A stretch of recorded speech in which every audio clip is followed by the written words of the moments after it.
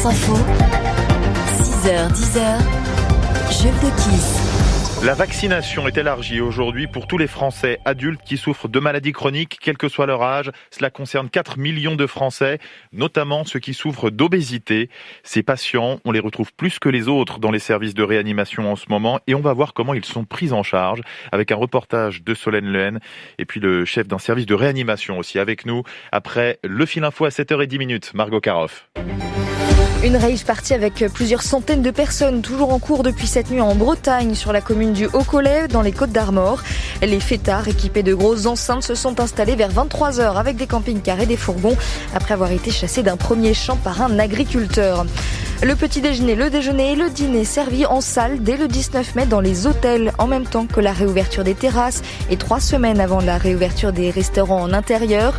L'annonce hier soir de Jean-Baptiste Lemoyne, secrétaire d'État en charge du tourisme. Les restaurants des hôtels ne seront ouverts qu'aux clients. Les buffets ne sont pas autorisés.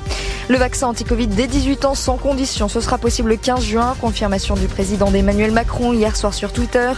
D'ici là, la campagne s'ouvre à une nouvelle cible à partir d'aujourd'hui. Tous les adultes à risque peuvent recevoir une dose. Cela concerne les plus de 18 ans atteints de pathologies cardiovasculaires, d'hypertension, d'obésité ou encore d'antécédents d'AVC. Une journée de mobilisation pour l'emploi, les salaires et les services publics et la protection sociale en ce 1er mai. Les syndicats appellent à descendre dans la rue. La CGT espère près de 300 manifestations dans l'Hexagone. La CFDT préfère un rassemblement virtuel. En football, un partout entre Strasbourg et Marseille hier soir pour la 35e journée de Ligue 1. Avec ce match nul, l'OM reste à la 6e place du classement provisoire. En tête du tableau, le PSG reçoit Lens à 17h. Nice se déplace à Lille à 21h.